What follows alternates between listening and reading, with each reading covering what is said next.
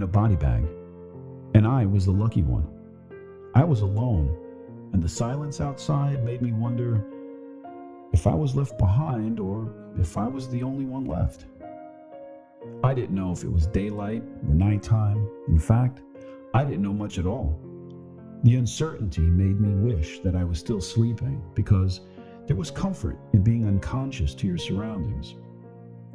The simplicity of unzipping my plastic tomb was enticing, but what was waiting for me on the other side, raced my heart, and I felt it beat in my throat.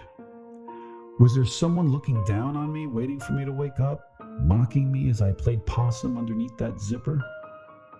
Somehow, I don't remember how I ended up there, but I did know that I needed to leave. I needed to find the others, if there were any others left. Officer Melrose interrupted me and asked me to start from the beginning. I shuddered at the request because deep down inside, I knew that everything would have been my fault. It was my stupidity that landed everyone in this mess, and I'm sure at some point I would have to pay the price. But I went on and did what he asked. I'll never forget my best friend Billy and his two sisters. When we were kids, our parents brought us to Lake St. Marina, a small camping ground at the southern end of the Appalachian Trail, once a tourist attraction, now a forgotten nook. For some reason, as time went on, people stopped going, and those who continued enjoyed the very quaint, silent surroundings. A place where the internet wouldn't want to come to. Birds didn't sing and crickets wouldn't chirp. It was a total world disconnect, and we were forced to experience that. My parents and their friends thought it was a perfect place to catch up on things. The way they saw it, it was family time with no interruptions. A place where they didn't have to threaten shutting our internet and TV off. They could play gin rummy and dominoes and sip their Cabernet to their heart's content, while we were left with a darkened lake and acres upon acres of forest. Time stood still during those weekends, but throughout the years, St. Marina brought us close as friends. In fact, Billy was my best friend, and his sisters, Teresa and Kelly, had grown to be, pretty good friends as well. During the day, we'd walk around the banks of the lake. Teresa and Kelly were usually found tanning on the pier, and Billy and I would go searching the forest for adventure, hoping to come across mysteries that would entertain our minds and give rise to stories that could be told later at the campfire. For us, the afternoon crawled by, and we looked forward to the night. Our parents would light up a roaring campfire and treat us to marshmallows and creepy stories that sometimes would keep us up at night, even though they usually ended with a chuckle and a disclaimer for being fictional. However, we always felt that there was a shred of truth in all of them. But one thing was certain. At 11:30 p.m., our parents would shut the fire and demand that we all turn in for the night. There was no negotiating the time. It was a hard stop. There was not one night where we went past 11:30 p.m. We always wanted just one more story. The look on our parents' faces as they eyed each other made us feel it was never a good time to continue on.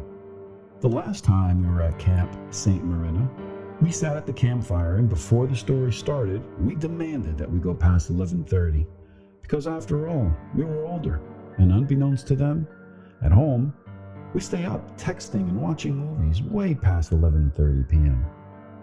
In our mind, it was time to venture into the unknown, and they needed to lift that 11:30 block. As I look back, I wish that we had never asked for it. Things might have been different had we not known, had we not fed our curiosities.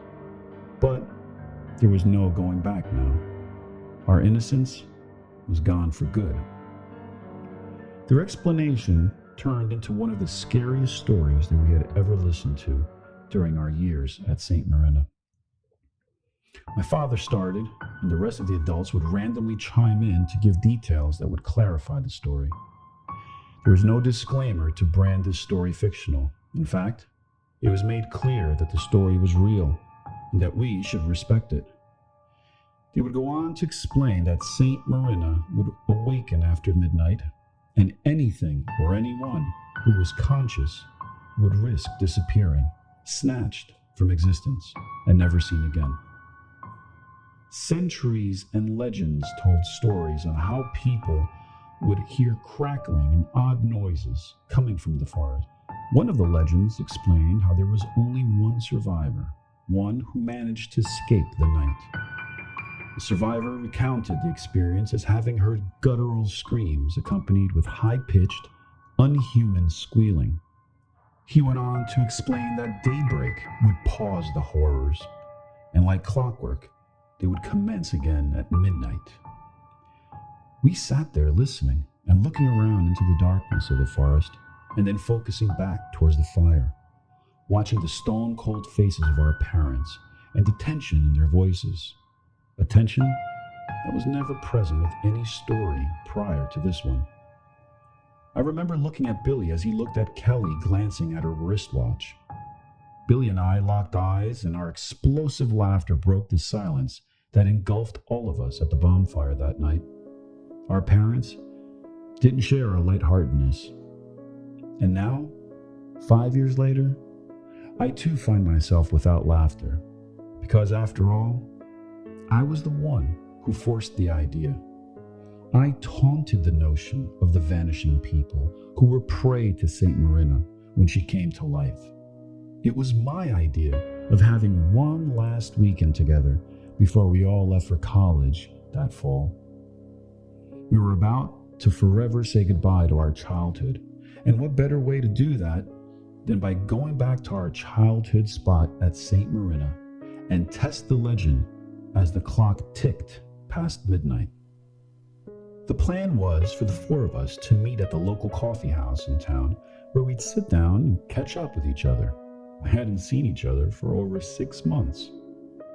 I was the first one to show up, and I was a bit nervous about the possible change of hearts of the others, until Kelly pulled up in her father's old red pickup.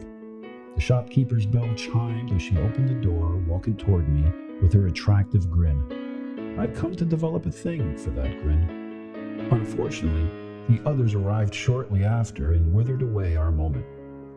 We all sat together and made plans and promised on how we'd visit each other at the different college campuses.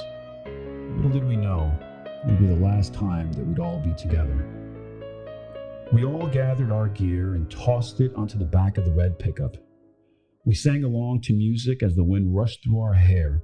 In retrospect, I feel we were masking the fear that was brewing inside of us all. Deep inside, we knew that what we were about to do was a violation of some evil cosmic occurrence that existed in Santa Marina. We pulled up to what looked like an abandoned campground, much more desolate compared to when we were kids, as if that could even be possible. We looked around in amazement as we remembered how it used to look.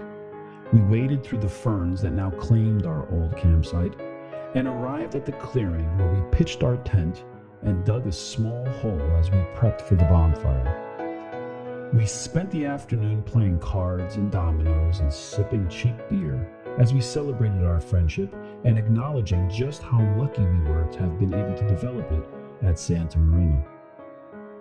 As the sun set, we sat on the pier one last time and shared sandwiches, laughs, memories, and dreams of the future. Dreams that would never make it past that pier. We sat at the bonfire and fearlessly discussed the chilling legend of Santa Marina. It was only when Teresa jokingly pointed out that the word Satan was a large part of the word Santa. None of us were thankful for her contribution, though we chuckled it off. We covertly glanced at our watches as midnight threatened its arrival. There was no going back now. Our conversations gradually became whispers, which then fizzled into silence, like the weakening embers of a roaring fire. It was Kelly's scream that made us all jump in terror. She had programmed her watch to loudly chime at midnight. A horrible idea, but one that would have us share a temporary chuckle, the last one we'd ever have together. Our arrogance grew as the 3 a.m. hour approached. We felt calmer and more at ease with every passing minute. I started to get tired, and Billy was already curling up in a sleeping bag, threatening to call it a night. Teresa and Kelly sat near the fire, mumbling and laughing at the whole legend, claiming to always know that their parents had gotten the best of them. However, it was at that moment that things started to change. Teresa got up and slowly walked toward the pickup. Kelly and I looked at each other and then called out her name, but she ignored us. She climbed on top of the hood of the pickup truck, cupped her hands, and started shouting, wailing toward the woods in a deep tone, a tone that would fit an animal in distress. I immediately looked at Billy, who was fast asleep, and then loudly whispered for Teresa to quiet down. Kelly laughed at my reaction and joined her sister on top of the hood. Now both of them shouted, as if taunting the forest. I got up and started to briskly walk toward them, hoping to quiet their absurdity. But then, all of a sudden, they stopped. They both stared at me like cornered animals. Their eyes were as wide as they can get. Their pupils seemed to roll backwards, significantly showing the white parts of their eyes. I was terrified. I repeatedly asked them to stop, but they were unresponsive. I pleaded, but all I saw were the whites of their eyes as they stared at me. In an instant, they pounced off the top of the pickup, looked toward me for a brief moment, and quickly ran into the woods. For a moment, I was paralyzed. I didn't know what to do, where to turn. Their uncontrollable behavior was animalistic. I ran toward Billy and shook him awake. He pushed me off, thinking that it was a joke. I shouted that Kelly and Teresa raced into the woods and were railing uncontrollably. As he looked around, he shook off his slumber and realized that I wasn't joking. He walked toward the pickup, and it was then that we heard the scream. They screamed for Billy. They screamed for me. But above all, the shrill in their voice made my heart beat uncontrollably. It was a guttural scream laced with a cry, enveloped in a horrifying panic. Billy looked at me and without a word, ran into the forest. I didn't know what to do. I had nowhere to run, no one to call. I raced to the pickup to drive off for help, but the keys weren't in the ignition. I went back to our site and I rummaged through all the bags and found nothing. I stopped to reset and think about what to do. What do I do? It was at that moment that I heard Billy's voice. He shouted, "Oh my God, Teresa!" And then I heard the horror in his voice as he screamed, "Rah!" which immediately stopped short. I ran to Billy's tent and I ransacked his bag for his camping knife, but I didn't find anything. I angrily threw the bag to the floor and I heard the rattling of keys. I reached in the side pocket and I found the pickup keys and ran immediately toward the truck. I got in and started it. I put it in drive, but something in me felt that I needed to go back and help them. They were my childhood friends. I couldn't just leave them. I was the one who convinced them to come in the first place. I grabbed the flashlight from the glove compartment and found myself instantly running into the woods. At first I ran as fast as I could. Running through the thicket of the tall shrubs scraped my arms and face. Well, that forced me to slow down, and it was then when I heard the moans. The low moans of horror, moans that communicated pain and fright, horror and complete abandonment of hope. They seemed to be just ahead. I quietly stepped forward, trying to be as silent as I could, but the twigs and brush shouted my presence. I shut the flashlight as I approached the dark, small cabin. The moans were coming from inside. There were no windows into that cabin, and as I slowly walked around it, I noticed a small 3-foot entry at the front. I turned the flashlight on and off quickly, just enough for me to gain my bearings. Reluctantly, I kneeled in front of the opening, and I crawled in. Once in, I was greeted by the unmistakable rancid smell of decay. The moans were loud now. They seemed like the muffled sobbing of a child. I made the decision to put on the flashlight, a decision that would now scar my memory forever. The light illuminated the darkness and revealed 5 long body bags hanging from the rafters above. They were like long cocoons, suspended like pendulums toward the floor, one of which trembled uncontrollably. I focused the flashlight on it and saw a zipper-like seam running lengthwise toward the rafter from which it hung. I spread open the seam and it opened a few inches upward. I let out a deafening scream and I almost fainted when Kelly's hair dropped from the opening, revealing her pale white face. Her eyes still wide and her mouth was stuck open as if it was still screaming. The moans grew louder from the body bag at the end. My heart felt like it was beating in my throat, but I rushed toward it and opened the seam.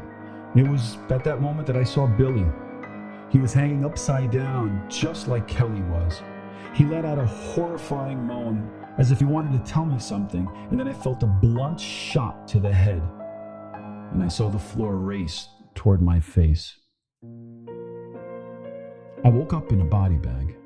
I didn't know whether it was day or night, and the silence outside made me wonder if I was alone. So I laid still and silent.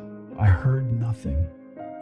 The moans had completely stopped, and then, in my brief jolt of bravery, I slowly and gently placed my finger in the opening, and it was then that the light landed on my face.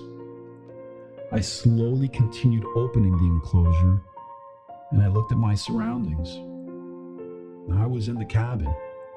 There was nothing hanging from the rafters any longer, no trace of anything. I ran to the pickup and drove as fast as I could until I was greeted by the police on the road up ahead. For months they searched and searched the forest and inspected the cabin, but found nothing. All 3 of my childhood friends vanished, and they were never seen again. The legend of Santa Marina is true. It had always been true. And as I folded my father's written memoir, I looked at the glow from the bonfire on the faces of his grandchildren. I realized that they had just heard the scariest of bonfire stories, and they probably would have trouble sleeping by themselves in their tent that night. It was 11:30 at Camp Santa Marina when I covered the embers with a bucket of dirt and called it a night.